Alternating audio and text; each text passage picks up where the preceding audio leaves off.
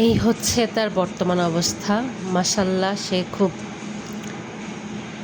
প্রিন্সেসের মতো দিন কাটাচ্ছে।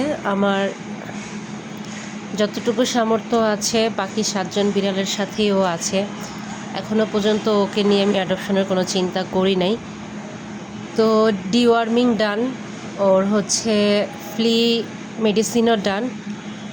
প্রথম দিন বাসায় এনেই ওকে হচ্ছে মুছাই দিয়েছি পুরো গা। গোসল দেইনি এই জন্য যে আমি রাতে বাসায় যাই ৯টা-১০টায়, তখন গোসল করালে ওর ঠান্ডা লেগে যাবে। প্লাস সকালে আমি বাসা থেকে বের হই ৯টা-১০টায়, সো তখন করালে ওর ঠান্ডা লেগে যাবে। তাই আমি হচ্ছে অপেক্ষা করছি মঙ্গলবার আমার ডে অফ থাকে, মঙ্গলবার ওকে সুন্দর করে গোসল করাই দিব। তখন ওর ফাইনাল লুক দেখলে মাশাল্লাহ হয়ে যাবেন। মিলি হচ্ছে আমার বাসায় থাকে। ও কুকুর, ওর বাচ্চা আছে দুটো, বাট ও আমার বিড়ালদের কখনো মারে না। আমার বিড়ালটা ওর সাথে হেসে খেলেই বড় হয়েছে এবং হচ্ছে।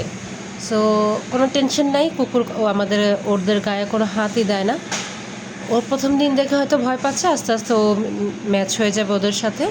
ওর পেটের ফোলাটা একটু কমেছে, ও গণহারে খাওয়ার কারণে যেটা হয়েছে ওর পটি পাতলা হয়ে গেছে, আর যেখানে সেখানে ও পটি করে দিচ্ছে।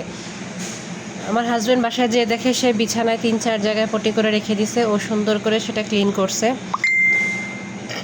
তবে আজকে সে করে নাই, মানে আস্তে আস্তে অভ্যস্ত হয়ে যাচ্ছে, যেহেতু প্রথম দিন অনেক খেয়েছে, সে কন্ট্রোল করতে পারেনি বা কোথায় হাঁটতে হবে সে জানে না।